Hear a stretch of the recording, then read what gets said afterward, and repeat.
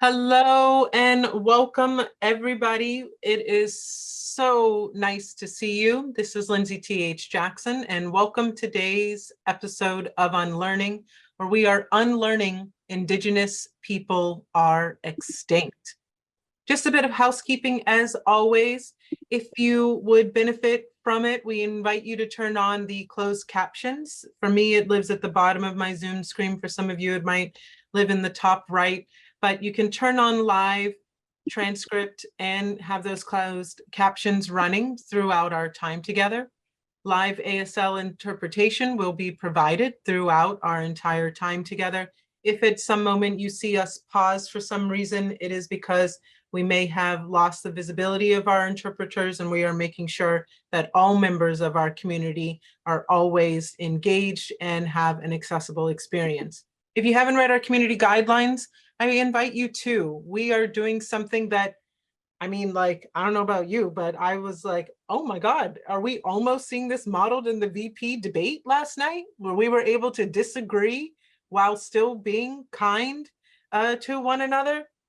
I thought I was in a science fiction dream state for a second, but that's a little bit of the type of space that we are creating here, although maybe marginally better, where we are able to have dissenting ideas, but we are still honoring one another's humanity.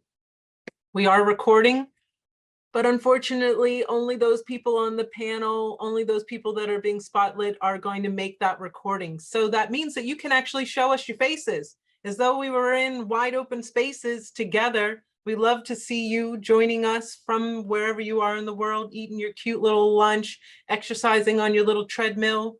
Come on to camera and let's imagine that we were all accustomed to actually being in the same space together back in the day. I know it's like so like retro, along with my shoulder pads and my bell-bottom pants. That's how old I am. After the show, take a moment and please give us your feedback. That reflection time is so important to us. It informs the topics that we choose, the panelists, these amazing panelists that we have on the show, and lets us keep track of our demographics, because we want to make sure that we are accessing more and more communities and making this a space where we all feel as though we can celebrate difference together. Our ASL interpretation is always provided by the team at Pro Bono ASL. If you are looking to increase the accessibility in your online events and your in-person events, we cannot recommend a better partner. Please check out Pro Bono ASL, because they are making the revolution accessible. Amy, let's put it on a shirt and let's send one out to everybody. Welcome, everybody. Let's take a breath together.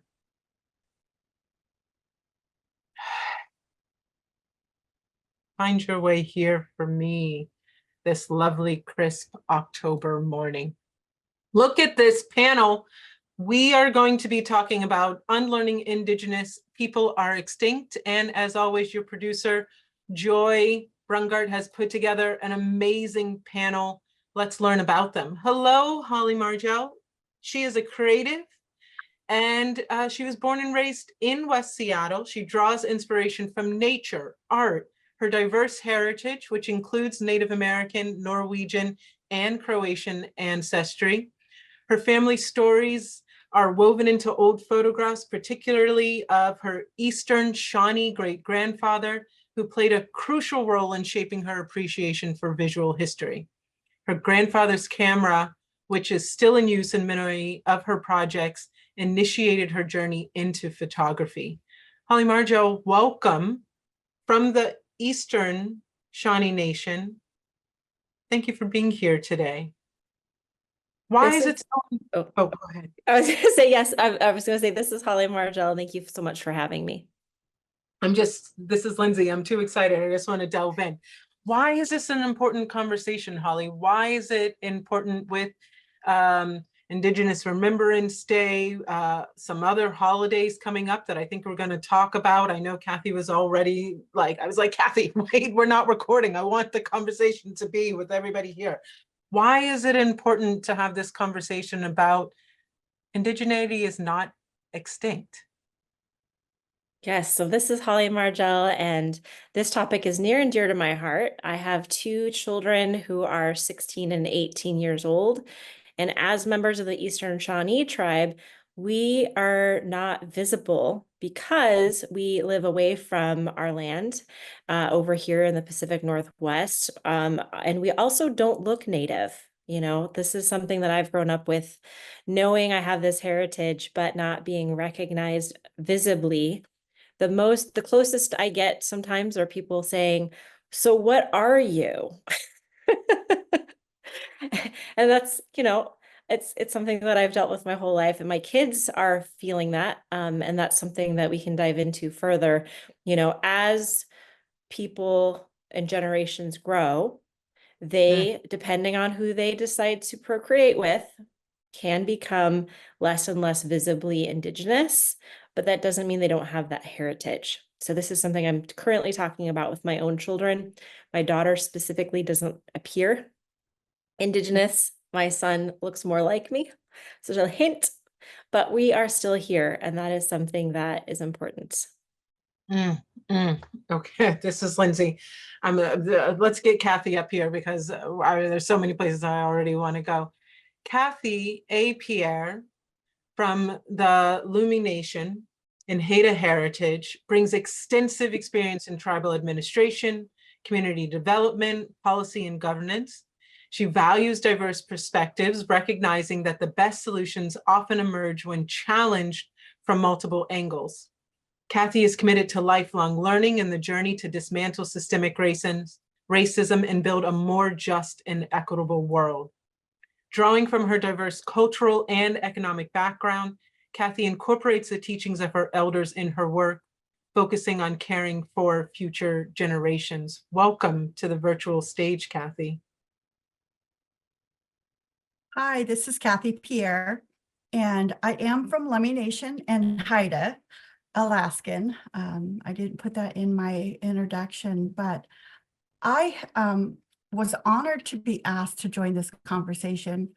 Like I said earlier, when we were off screen, I've never done anything like this because I normally am, I work, one of my teachings is I have been taught because I work for my people. So an example or a story of that is one of my tribal elders told me, like, if you've ever saw a totem pole, you often see the one on the bottom holding up the images that are carved above that.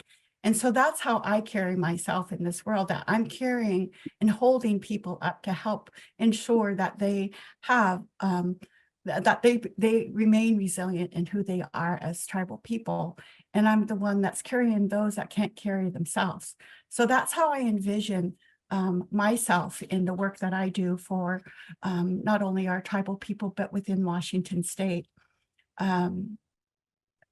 So I think that today, when I asked earlier, is this in recognition of Indigenous People Day? I was just so glad to be able to join the conversation and talk about my lived experiences that might, spark allies in the work that we do. Welcome, welcome. Kathy, on what you just said, this is Lindsey. One, how might it feel today to allow the community to hold you up? Well, I always am held up by someone because I value my teachings and my elders. My elders hold me up. And then so do our youth, because the youth are our future. And like Holly, I'm a mother. I'm a mother of not only my biological, but I have always taken in my family members and raised my brother's daughters. And I have raising a son that I was able to open my heart and love to when he was 18 months old, and he's 12 now. So those are the things that hold me up in the day, is that because, without being able to love yourself, you can't share your love. And that is part of the process of healing too, in coming back from all of the detrimental history that tribal people have faced. So that's how I feel lifted up every day. And also being able to participate in my community. And I really, feel for Holly because she lives away from her people. And I am fortunate enough to be able to be with my people. Yes, this is Lindsey. You all have already taken us somewhere that I think one, some of our audience listening in today might feel as though these concepts are foreign to them. To be able to speak about my people, to speak about my connection to land, to speak about my ancestors and that feeling of being held, that cultural heritage. Before we talk about the ways that in an oppressive construct we thrive even off of the idea of Indigenous culture being extinct, can we talk about the ways that Indigenous culture is alive and well and that it has shaped each of you? Holly, do you want to start with that one? That easy question to get us going. This is Holly. Yes, thank you for calling on me. So I think I would like to provide some context to answer this question. So my grandfather is the person who I get my heritage through, and he was the youngest of 9 children. His father's the one that moved their family away from the reservation when he was like 4 years old. And he was also someone who really wanted to pass for white. And so he raised his family knowing he was Indigenous, but not really celebrating it, really wanting to be the traditional white man. And and so my family knew their heritage, but they didn't have the practices. I learned a lot about my heritage from his brother, my great uncle Theodore, because he was very proud of this heritage. But there wasn't a lot of effort to practice anything. So I read books. Like, it's funny, I think about how, when I was in high school, the internet was new-ish, and I wanted to do research on one of my ancestors for a report, and I found one book in the library, just one, that had a reference, a little paragraph to our most famous Eastern Shawnee ancestor. And that's it. Today, our tribe has a website with our history, and they've even produced a book about our history. There's children's books about some of our traditions. There's so much more for my children.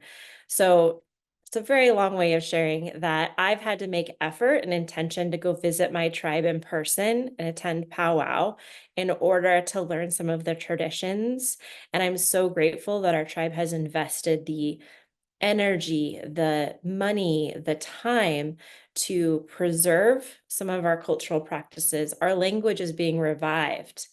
That is so cool, right? I could take a class online to learn it. I can only say hello and thank you right now, but like I can start to learn these things and visit and spend time with them. Granted, that requires money. If I didn't have the resources financially to fly on a plane and stay in a hotel to visit and spend time there and take time away from work, I wouldn't have that.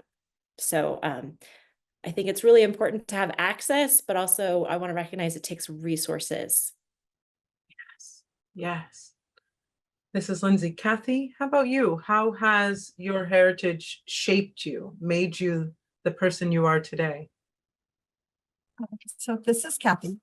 Yeah, I kind of want to regress too because my just my lived experience. I am just the next generation from the boarding school. My dad was taken from Nisqually, where he lived with my grandfather and grandmother to Chamawa boarding school, him and his sister, when he was 7.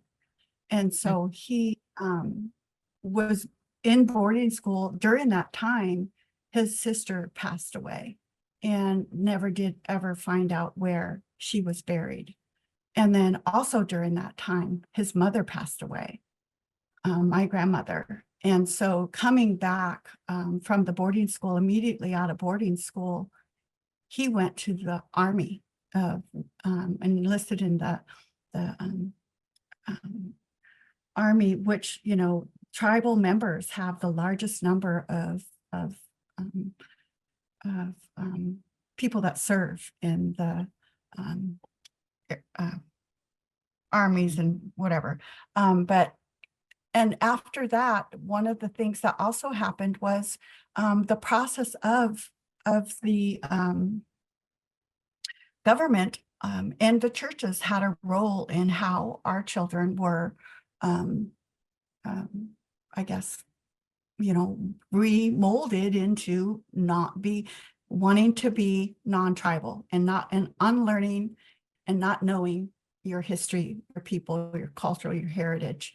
And I'm a survivor of the placement program where the Mormon church came and asked families, you know, do you want to send your child to live with a non-tribal person? And myself, I went to California and lived there for a couple of years with a non-tribal Mormon family. So that kind of experience in my life, those governmental systems have impacted me in knowing who I am as a tribal and Indigenous person.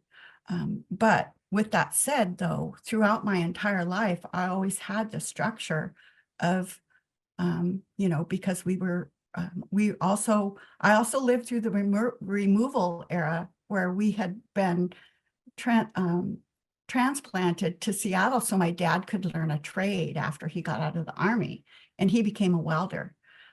So we were living urban, you know, in Seattle for a while, and then we moved back to the reservation where they were trying to teach the tribal members to become farmers and not practicing their seasonal way of life. And then with the boat decision, all of these different things that helped us gain the rights to fish on who we are as tribal people, those seasonal practices became revitalized because I myself was a commercial fisherwoman and had been since I was old enough to be on the water with my dad, although it was disrupted with some of those experiences I spoke about. But then that's who I am now. I have practiced my seasonal way of life, you know, and that's one of the things that's predominant in, especially for the Salish people, is we live by our seasons. And I'm not sure what more to say about that, but that has my cultural, my traditions, and my way of life is what we call our shillangin. And throughout our the tribe, like Holly spoke, our tribe has invested in ensuring that we create a better future for our next generation by investing in those kinds of things that can help our people understand their sense of place, because that also has to be something that will bring healing through all these devastating effects that have impacted tribal people. This is Lindsey. I'm just really struck, and I wonder if anybody else listening, we tend to talk about these things as though they were so long ago, right? And listening to you, Kathy and Holly, you're saying, this was my childhood. This was my parent. This was my grandparent. This is not distant past, right? You know, for all of us that grew up in the era of Disney Pocahontas, right? Thinking that that was our relationship to indigeneity and why she would have chosen John Smith. And if anybody doesn't know that history, she was kidnapped, go read a book, right? But we speak about these things as though that was so long ago. And yet here we are with two young, you know, humans who are saying, this was my childhood.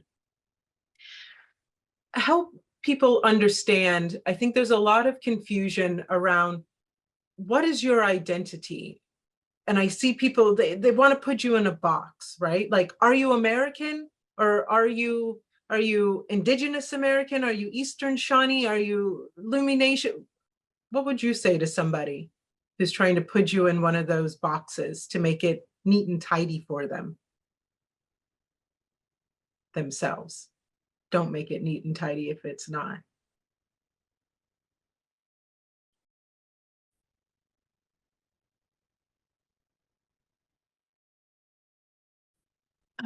This is Kathy. That's a tough question because, I have experienced racism ever since I can remember.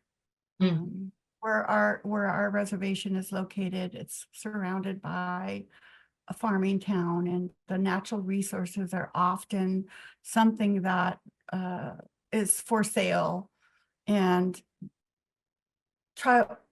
most tribe people don't think of it that way because that is who we are. We live by the land, and our saying for Lummi is like, if the tide is out, the table is set, because then you can go harvest your own food. And I grew up that way. I grew up eating all of our traditional foods because we didn't have food. My dad used to have to hunt and go fishing, and my mom canned everything. We used to pick berries all summer long so that she could can, and apples and all those different things that helped us get through the winter. But when when someone says, what are you? Most people know I'm Native because of the way I speak and hold myself. And the work that I do often also lends to that, because I've always been an advocate for tribal people, and even employment, training. My early history, I started out of when I graduated Western, I went and worked for the Northwest Indian College. So I primarily always served tribal people. And I was a representative of advocating for the education of tribal people. So I haven't really had anybody ask me what are you, or try to put me in a box, because not to say that I can't be put in a box, but I will always say something to make sure that I clear that they understand who I am and where I'm coming from. This is Lindsey. Holly, how about for you? Yeah, this is Holly Margell. And to the question of, I think that it's very much our culture that wants to put people in boxes because if they feel like they know who or what you are, you're safer. If they can identify where you fit in their hierarchy of needs or even identities, right? Because we all walk through life with these stories of who we know, like, and trust. And so, yeah, I've dealt with this quite a bit because I don't look Norwegian. I don't look Native. I look different, but not different enough to identify. And so it's interesting because I have friends who are mixed of other races as well, and we've commiserated about this. So I have a friend who's half Thai, half white. People will mistake her for being of Hispanic heritage and because of her skin color and her eye shape. So I've answered the question when people ask. Sometimes I've found it curious to ask what they think I am, just to be like, well, what do you see? And so I do answer. It depends on who's asking. The last person to ask was a high school student. I was chaperoning a field trip with one of my teens, and I didn't mind him asking. And it turns out he's half Filipino and half white, and he also struggles with this question. So it was a really sweet moment to commiserate and also share that, yeah, we don't have to fit into a box, but people want us to. And I shared that I think it's an opportunity for me to have a conversation that can be educational. You spoke earlier about the Pocahontas myth that, that we're all in the past. Well, Kathy's here, right? I'm here. We are here. We may not, all of us, look like it, but we still exist. And that brings up the really hard question, and that is, at what point do you qualify for existence? And what I mean by that is we have this concept that is a very colonial construct, and it's called blood quantum. So what this means, for those who don't know, blood quantum was something that our government made up so that they could qualify you as Indian or not, right? They had this roll call, the roster, the Indian schools, etc. And if you fit into that box, you were treated a certain way and you had certain expectations. So, for example, using myself, if my tribe were using the blood quantum method, meaning the percentage of heritage to qualify as Indian, my children would be the very last of our line to be able and eligible to have membership and access and claim that heritage. About 20-ish years ago, our tribe voted and decided to cease that practice and chose to simply require proof of lineage. And part of that is preservation. Mhm. So if you are using blood quantum, my kids are the last of the line. Our tribe's going to die, right? If we're using blood quantum, we're going to shrink. And so our tribal leadership chose to no longer use that. So again, my grandkids, if I have them, probably won't look like me. They'll probably look more white or whatever race my children choose to procreate with. So identity is definitely a part of my lived experience of that question. And also the bigger question of, do we let our tribe die out or not? Oh, this is Lindsey. At what point do we qualify for existence? Oh, everybody, let's just hang up. You go and meditate on that for the rest of the afternoon.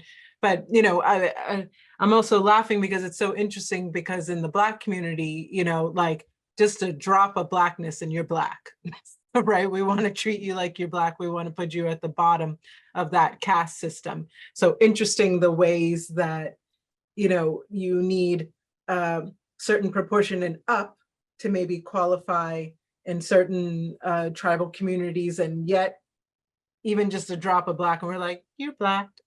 Is it right? Kathy, what's coming up for you? Well, this is Kathy Pierre. I was just thinking about some of the comments that Holly made.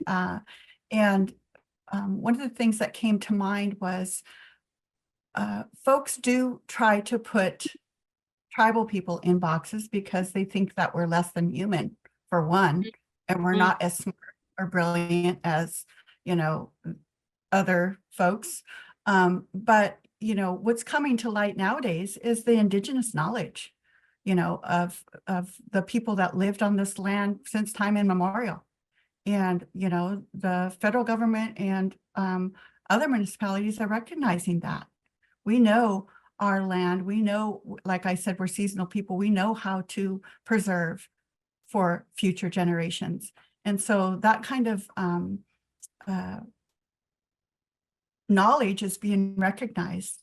And I can't recall, but even Biden had made pass something that has to do with indigenous knowledge on for natural resources, but I can't recall what bill that or what it is. But that just makes me think of that too, is when you are put in a box, when people do know that you're a Native American, they don't think of you as equals. And I've had to deal with that pretty much all my life, and thinking about it.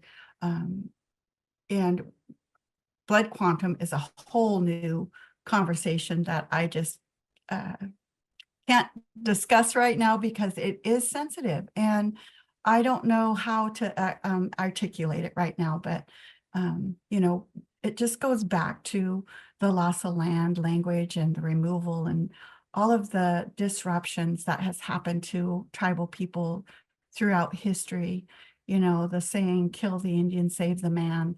And now you look at what's happening because, we're all people and we live on this earth together. And it doesn't matter what kind of person you are, if the earth dies, we all die. So, I think that people are acknowledging that, acknowledging that the historical knowledge, the tribal people's historic knowledge of their place and sense of place and knowledge of the seasons and environment is really impacting how things are changing.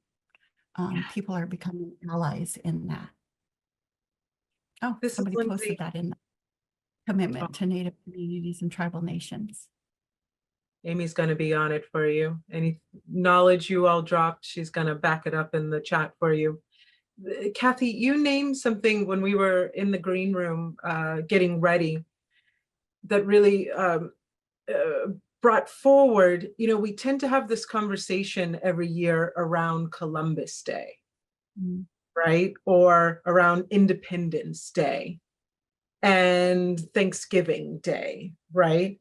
And when I was growing up, I remember at school, we would draw our hand on a piece of paper and then we would cut it out and we'd make a turkey and then we'd get some black construction paper and we'd make our little pilgrim hat.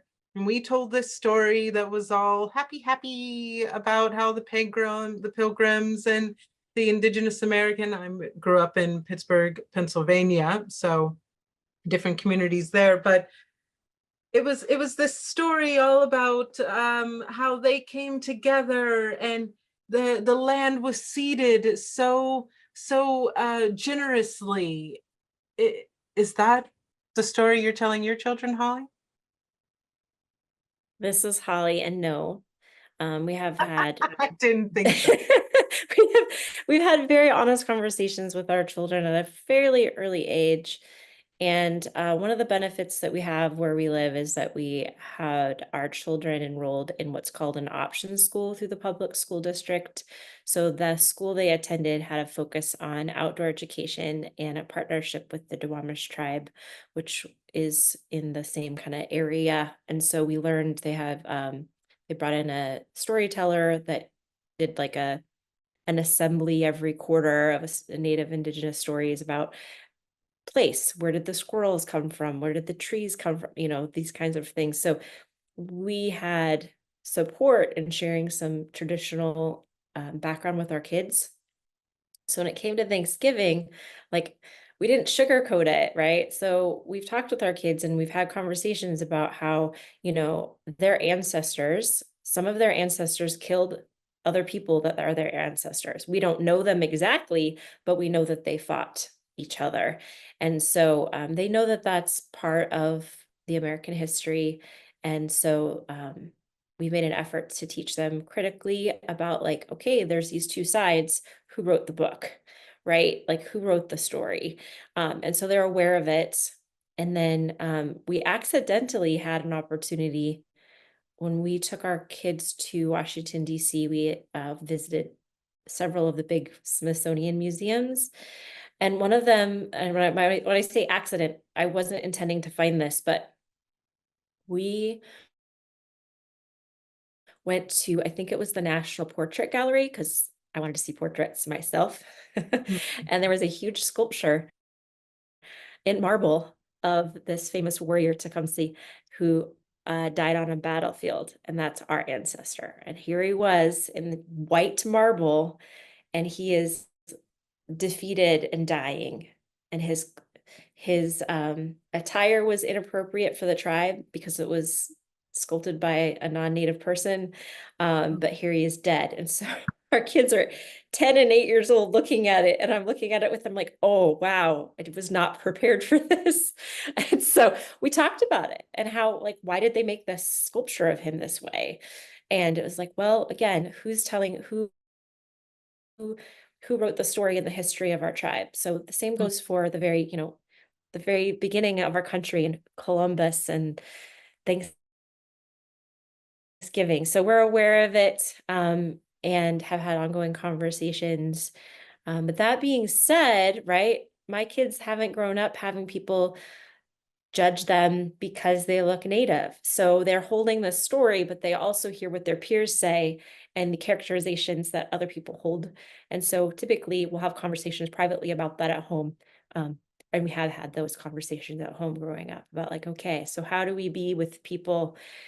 They're going to make assumptions and stories. You can speak up or you can talk about it in a safe space. How do you feel about it? It's a really challenging, but also interesting place to be as a parent. It's a very long way of answering your question. No, I mean, as a parent, this is Lindsey. I'm often walking that balance as well. The other day, Taylor and Cohen were practicing this song that Taylor has to sing at school for Veterans Day. And one of the lines was something like, in America, everybody's free, everybody has the same access to opportunities. And she's singing it, and then she goes, right. And then she goes back to singing it. And then afterwards, she's like, Mom, should I get up in the middle of the Veterans Day celebration and be like, psych, and then keep going on singing? But Holly, or excuse me, Kathy, what about the parent or the listener who's saying, yeah, but my children are young. I just want them to be able to have a nice Thanksgiving like I had growing up. I just want them to have a nice Columbus Day parade like I had growing up. Why do I have to tell them these stories about the truth of the past? What do you say to them when you're out teaching and educating? This is Kathy. So in my lifetime, we've changed, Columbus Day's changed to Indigenous Peoples Day, and we recognize that. But you heard me also talk about earlier, before when we were in the green room, the Since Time Immemorial curriculum that teaches the real history of where the different public schools are located at and what lands they're actually on.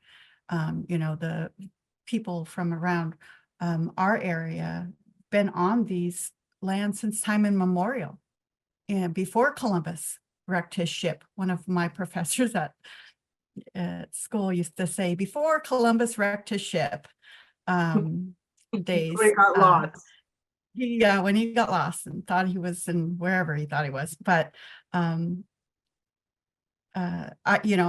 always I grew up celebrating those holidays too, because that often meant like you get a day off from school, or, so, we celebrated just like everyone else did. But at the same time, my parents would always make comments like that.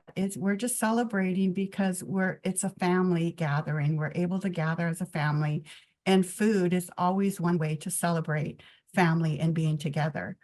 But, I didn't really learn the history of that until I got older, because I have those resources at school. Like Holly mentioned, there was one book in school, but although I lived on the reservation and lived with my community, it wasn't the elders and they didn't teach that to us at that time.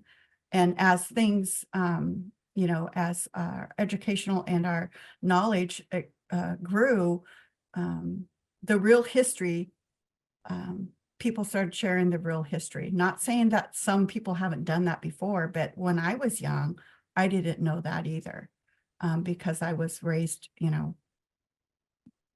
modern day tribal people. I'm not sure how to explain that. Yeah. Oh, this is Lindsey. I think all of us, through our continued unlearning and deconditioning, we look back at the messages that we were taught as children, and then as individuals all responsible for the care of small humans, thinking about what is it that we are going to share with them? How are we going to shape their social consciousness? And it's every day changing. We have more information that I felt like I didn't have as a child. And maybe my parents were grappling with, my mother, who I think is on the call, was coming up at my age then, as the schools were being desegregated. And now here I am in predominantly white schools. How do you teach that when you've had a completely different experience from your own child? Holly and Kathy, I want to ask what I think somebody in the audience wants to ask, but is too afraid to ask, right? Like, how do I reconcile the image that we have, the trope that we have in media of what it is to be from the Eastern Shawnee Nation, from the Lumi Nation, with the Holly Margell in front of me and the Kathy Pierre in front of me? when people feel as though they're afraid to say the wrong thing, what would you say to them? This is Holly, and I would encourage them to be curious and kind. So if they're not sure about something, it's okay to be curious, but be curious with kindness, right? And so it's all about language, right? So because I've been asked, what are you? I've been asked, what are you, in different tones from different people, different age groups. And so I chose to take that with a grain of like playful, but also like, oh, I get an opportunity to have a conversation here. So if you're not sure about something, just ask and be curious and be open. That's my advice. I also encourage you to consider ways in which you can like retrain your visual memory bank, right? So we are inundated with content visually, video, movies, photographs, Disney of caricatures. But if you're looking for resources to really retrain your brain to identify things, there's some really wonderful resources out there. For example, there's a woman that came out with a book called Project 562. I believe her name is Makita Wilbur, and she created this incredible book that is full of portraits. And her project was to photograph someone from all of these tribes. And I wanted to preface that to say they're the federally recognized tribes, and that's a whole other conversation Mm. about there's some that are unrecognized as well. And it's just gorgeous. It is worth sitting and spending a few minutes to look through every day to kind of retrain your brain of what does it look like to be an Indigenous American today. And then when you're traveling, that's something else I've been thinking a lot about in terms of our assumptions of perception, right? So if you go to Central America, South America, versus Germany, right, you're going to see people that look more Indigenous, Peruvian, Honduran, Mayan, they still exist. They're there. They're maybe less white because they weren't colonized as heavily, but they did, all of these places have history. So when you visit a place, don't just go, oh, I'm in a resort. This is what Peruvians look like. No, consider exploring a little bit beyond that and appreciating the Indigenous people exist everywhere. Some of them are a little more visual or visible than others, but also in America, we have such great resources today. Mm. Mm. This is Lindsey. Kathy, what's coming up for you? This is Kathy. I think I spoke a little bit about allies, and I think along with Holly, I agree, learn about where you are and the people that live within that area, the Indigenous people of that area. It takes time and commitment to do the research. Like as mentioned, there's all kinds of resources out there. Most of, if not all, the 29 recognized tribe in Washington state have a website, as do the unrecognized tribes. Where Holly lives, I think the Duwamish folks are not recognized yet, but they still have a long history of the area that they live and still do live. So I think that's one of the ways to become more knowledgeable and understanding, and to also like I said, become an ally, because if you're an ally of Indigenous people, that's going to help the world in general, because they're fighting to protect and preserve the environment of which we all live in. And so, there's just so many resources out there. But for Washingtonians, that's one of the most important thing to do, is to understand where you are as a person living in Washington and the Indigenous and tribal people that are around you. This is Lindsey. You both said something so interesting, and I'm wondering your thoughts on this. I heard somebody say, this is a while back, and so forgive me, I can't remember the author, but stop co-opting the term decolonize. Because if you're really going to decolonize, that means that you are all going to leave Indigenous land. And this term, it gets thrown around by many a would-be ally, right? Decolonize my body, decolonize, Black people, decolonize LGBTQIA people, decolonize this, that, and the other. But it never seems that anybody does the math to think all the way through that the term decolonization means that we are going to leave all of these lands that have been stolen, and then even wonderfully, sometimes stolen, given back, and then stolen again, which, wow, colonization is impressive. Is there a conversation there, right? Like when you're speaking to allies, do you find that people really understand what it would mean or what it would take? No, say more. Okay, this is Holly Margell again. I've had these I've been pulled into these conversations online. It's really interesting. Like, well, let me ask my Native friend. Thanks. So yes, the question, it's multifaceted. It's a complicated, hard to answer question. So the question is, if I understand correctly, what does it mean to decolonize? And Mrs. Lindsey, I love the complicated, multifaceted questions. Thank you for that compliment.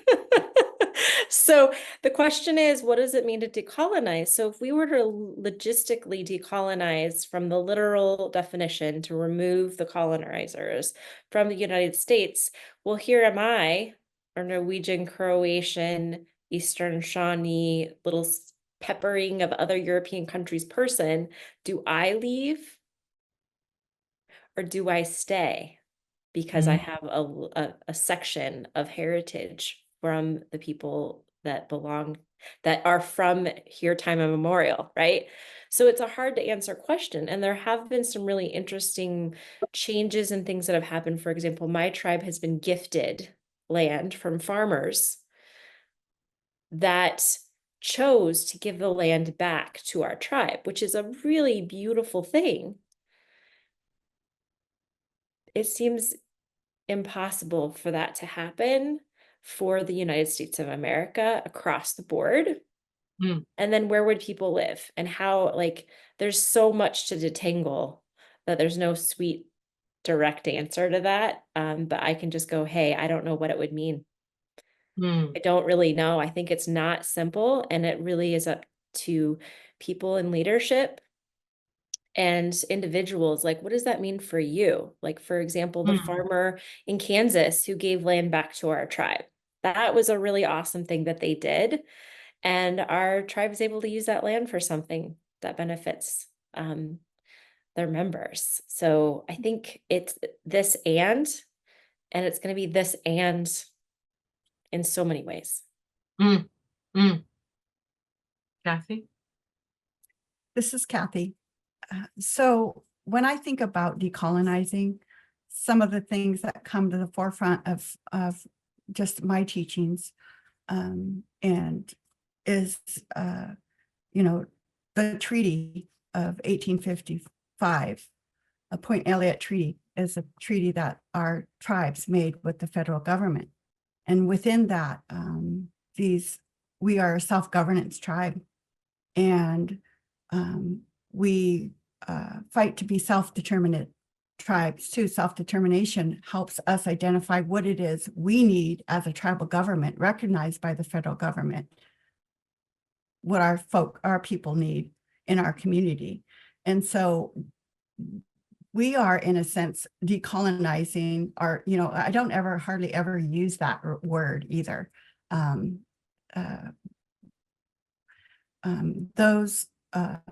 The treaties and the self-governing and self-determination and our usual and accustomed areas that I grew up knowing and learning about, to ensure that our future generations have those rights. That's, in a sense, we are decolonizing ourselves. So I can't I can't define it as someone else. And if you, like you pointed out earlier, you know, if we were to colonize, then all of the folks that are not Native or Indigenous to this place would not be here. So I'm kind of a little lost for words because it's such a so hard to explain and articulate to you on just exactly the way the question, how you answered or asked the question. Yeah, this is Lindsey. It's fascinating because I often see, especially when I follow conversations on social media, I think, as you said, Holly, you see this gap, this division when I look at younger activists, right, who are really talking about decolonization in the sense of go back to where you are Indigenous to, and then maybe older activists who have been a part of change making, working to bring treaties to fruition, working to pass new legislation. And it's an interesting question. I think you hear the younger generation saying you didn't do enough, or you've only worked as far as within the confines of still Western thought and Western colonization. I don't have an answer either, hence getting the conversation going, because I think our next generation is going to be asking us for some wisdom. Hopefully, maybe asking us. Maybe I should rethink that. My 10-year-old and 12-year-old don't ask me for wisdom. But what will we tell them, Holly? What would you tell those before they leave this call today? Ross asked a great question that's very specific around, is there a preference between the terms tribe and nation? As a white ally, I want to be sure I avoid the quote unquote primitive connotation that an error here could reinforce. Thank you. Yes, this is Holly, and that's a great question. So I feel like there's two parts. So I'm going to make sure I understand what I'm going to share here and like flow with it. So the first part is the question that you have, Lindsey, about like, what do I say to younger activists or allies? And then the second part of that question is very specific, and that is, how do you as an ally reference a member of or an Indigenous person? So I'm going to go in reverse and answer that question first. So different tribes have different ways that they have adopted or they've been named by the colonizers, right? So my tribe is the Eastern Shawnee Tribe of Oklahoma. That's our full name and our full title. And the reason for that is because our tribe could not agree on when to sign a treaty with the United States. The United States wanted to remove us from the Ohio Territory, and the tribe people could not say, yes, we want to sign the treaty. So the first part of the group left, and they're known as the absentee Shawnee tribe, not the absentee Shawnee tribe of Oklahoma, but the absentee Shawnee tribe, because they left first. Then you have the Eastern Shawnee tribe and then the Shawnee tribes. It's kind of an interesting explanation of how it worked out with the early colonization of that territory.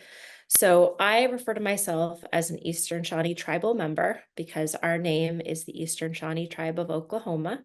Other groups call themselves something else. Our neighboring tribe in our reservation area of Oklahoma is called Wyandotte Nation. I don't know why they chose Wyandotte Nation versus tribe. I don't know the answer to that. So my answer is be curious about what the person's affiliation, like what the name is of their tribe, if they're a nation versus a tribe, and then ask them if they have a preference, just like asking if you have a preferred pronoun. So it's as easy as that. Okay, second part question was, what advice do I have for allies? And I think my advice is going to probably lean back into how I answer that question. Be curious and be kind And there's a lot of awesome tools online to learn from. And so I think that as we move forward as a people, you know, I don't know what my Wyandotte Nation neighbors on the reservation feel versus myself as somebody living far away from my tribe feels. So I'm not going to assume I feel the same way Kathy feels, for example. So get curious, be kind, and pick up a resource and start learning, and ask the people that you have around you if you can learn from them. That would be my advice. Yeah, yeah. This is Lindsey. Carmen, I want to invite you. I think you had a question earlier, and thank you for waiting. Did you want to open up your mic, Carmen, and ask your question directly to Kathy or Holly?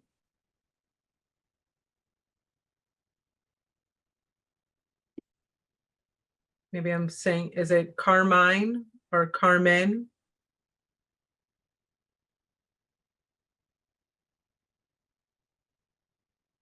All right, we're going to keep going. There you go. There you are. I'm sorry, guys. Can you see me is the next question.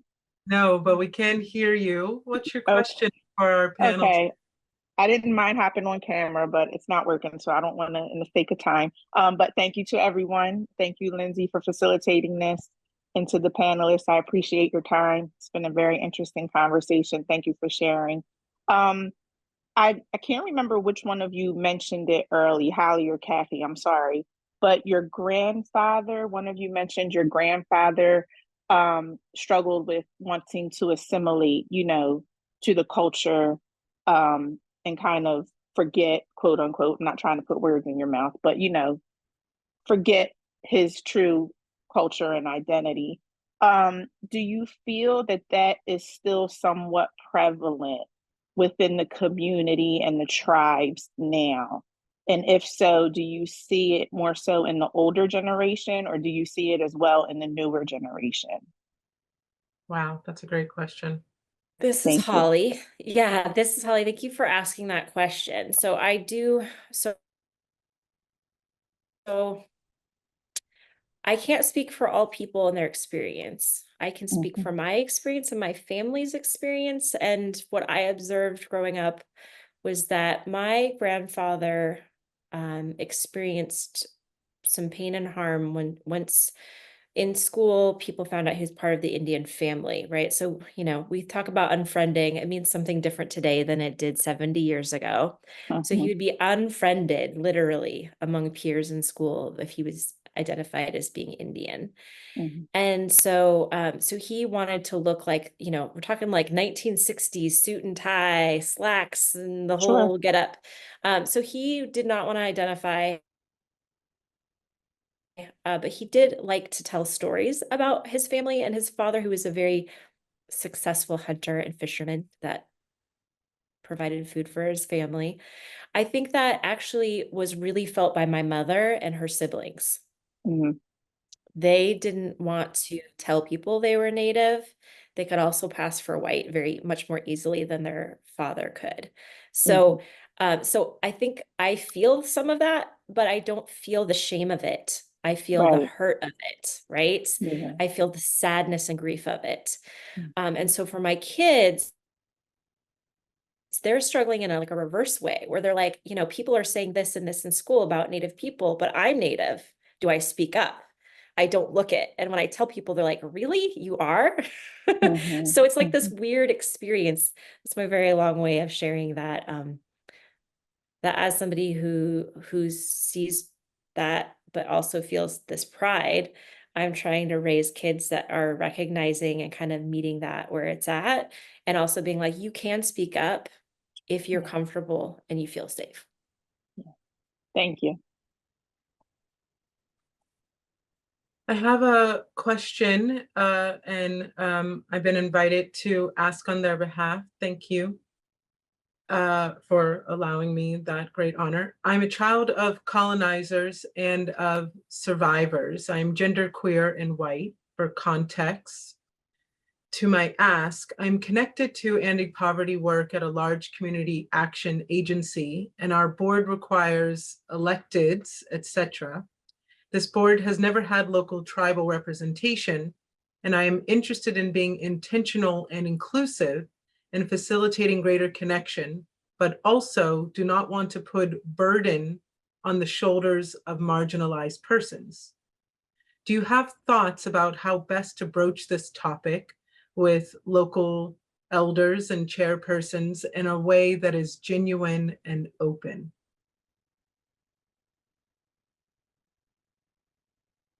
Kathy, do you want to take the lead on this one? Yeah, this is Kathy. Yeah,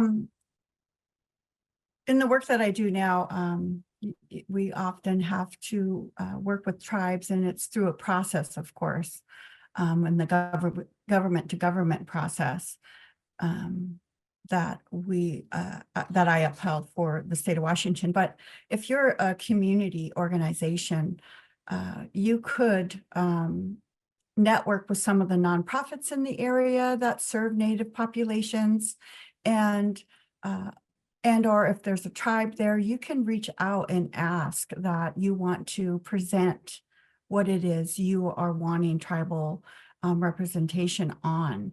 Most tribes are open to doing that. And so informally, you can just call go on their website and find out who it is you might want to contact. If it aligns with one of their programs or whatever it might be, I would suggest to do that. But if you don't have a formal process to contact tribes, then that would be the best way to do it, is, just learning about that tribe, learning about the tribal organization in your area, becoming familiar with their board, and asking to present what it is you need to have tribal representation or tribal voices on.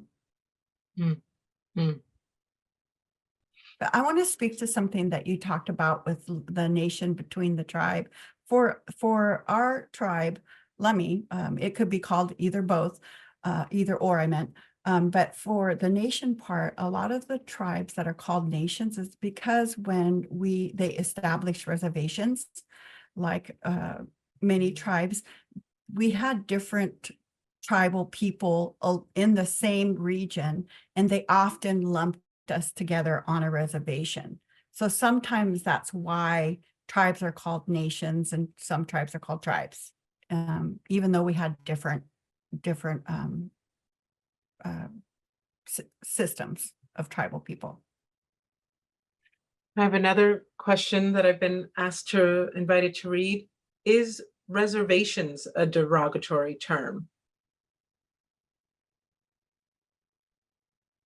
Well, for me, growing up on a reservation, I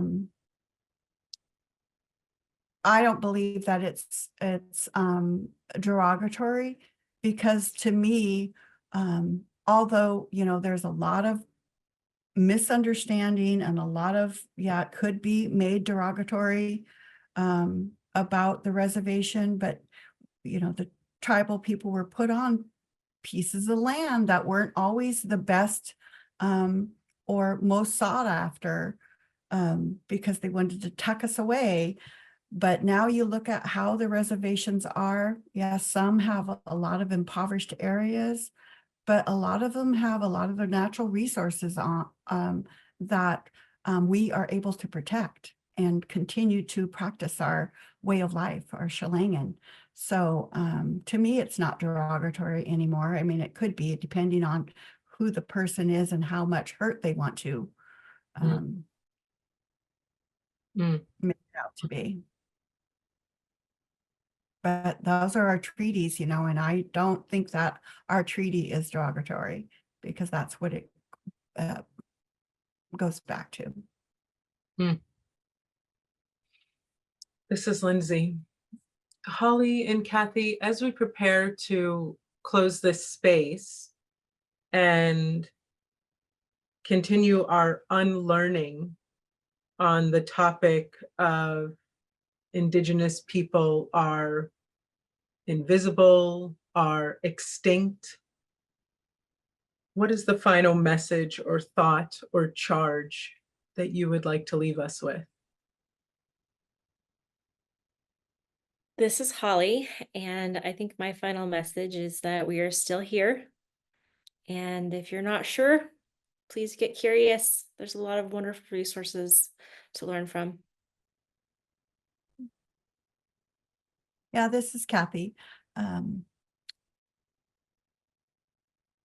also aligned with Holly, be curious, learn about where your sense of place is.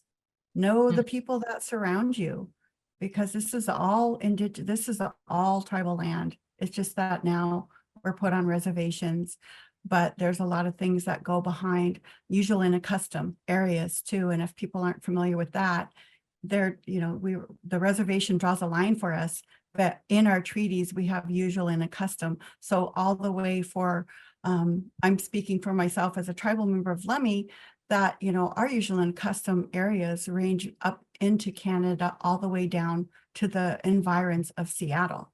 So, that's what I think is important for folks to understand, is that all of this land is tribal land. It's just different tribes.